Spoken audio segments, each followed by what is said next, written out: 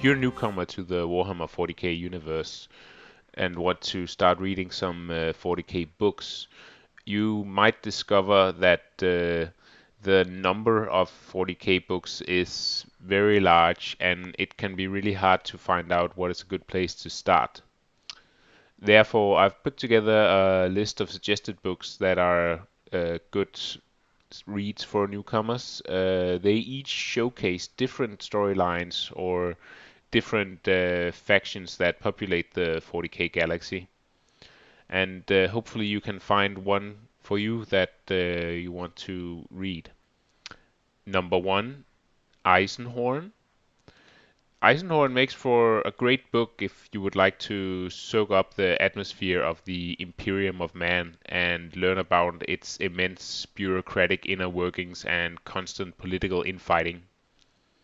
With its plot starring Inquisitor Eisenhorn and his quest to fight the corrupting influence of chaos, the story reads like a personal drama and detective novel.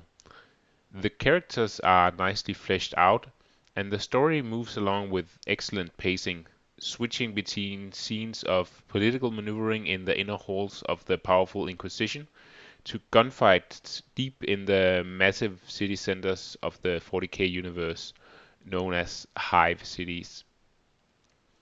Eisenhorn is a great 40k book to read if you are more into character-driven stories and dramas rather than huge battles and glorious sacrifices.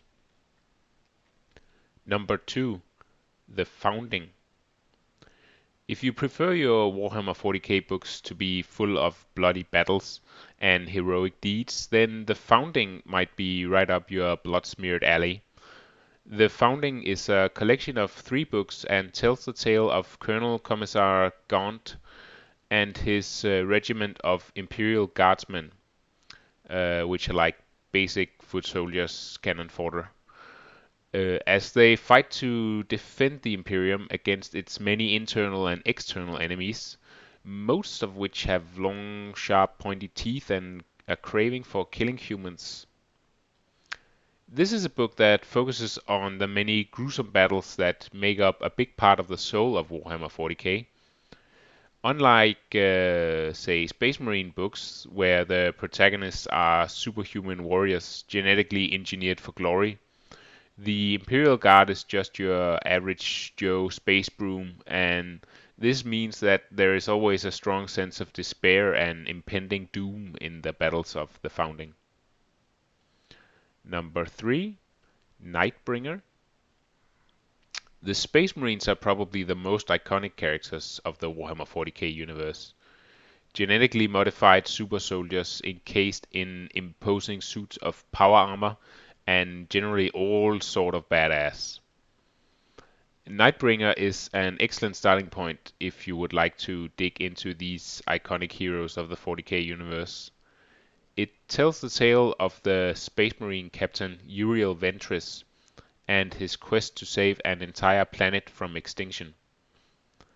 The book does a good job of introducing the reader to the world of a Space Marine and the many challenges that they face, not only on the battlefield but also as they try to contend with the different powerful political entities of the Imperium that always seek to pursue their own agenda.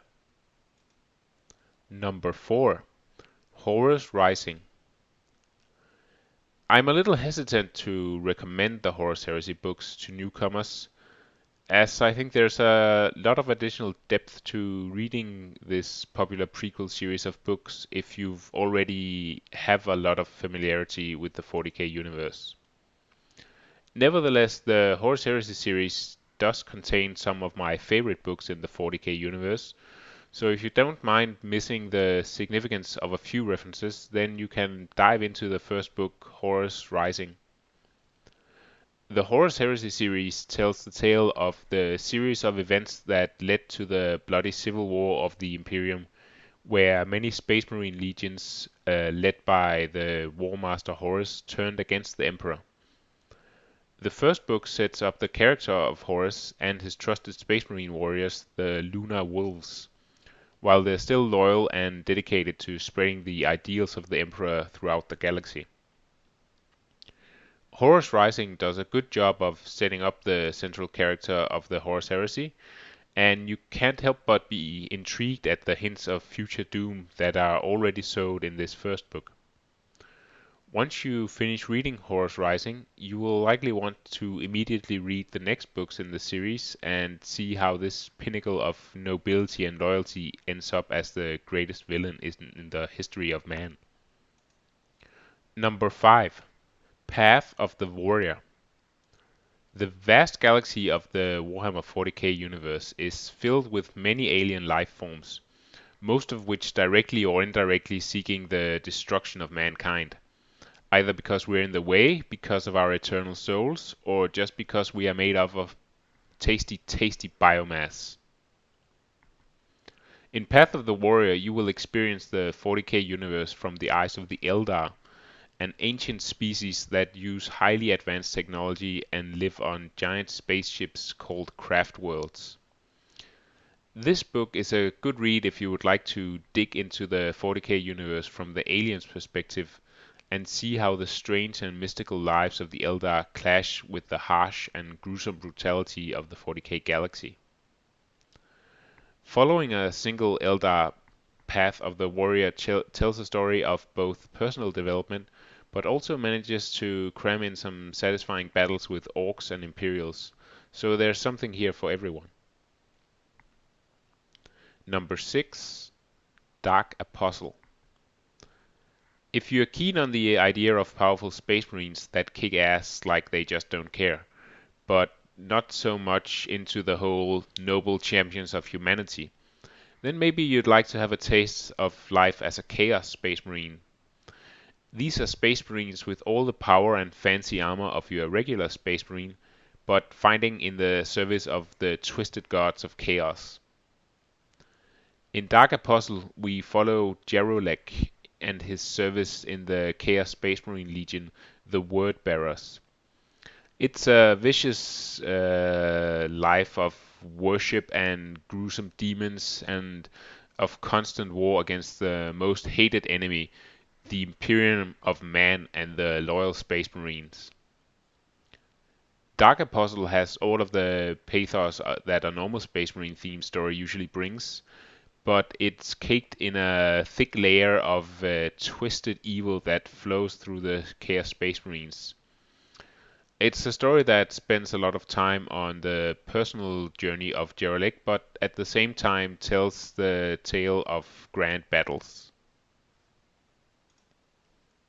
Number 7. Hero of the Imperium. If all the tales of grim-faced fighting for the survival of mankind is a little too heavy, and the thought of reading another tale of twisted chaos space marines serving up human souls to their overlords makes you shrug your shoulders in indifference, then maybe you'd like something a little more lighter in tone. While calling Hero of the Imperium a frivolous romp through the 40k universe is perhaps a little over the top, it's definitely a book that has an undertone of humor that you don't find in most other Warhammer 40k books. Following the story of Commissar Kane, an involuntary hero of the Imperium, the book takes us through several different desolate battlefields around the galaxy, telling the tale about how Kane always seems to find himself in the thick of trouble and come out looking like the hero, despite his best efforts to try to stay as far out of harm's way as possible at all times. Hero of the Imperium is a way of getting into the 40k universe without the immediately feeling the crushing weight of the grimdark atmosphere that most of the other 40k books are absolutely crammed with.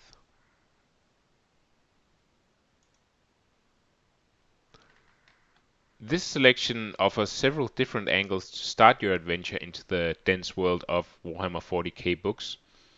I would recommend that you read a couple of the books listed and try to find out what particular style that appeals to you the most.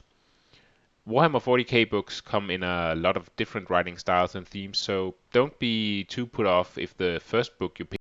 There are a lot of different and varied experiences in the rich universe of Warhammer 40k, so chances are there's something out there for you. Happy reading!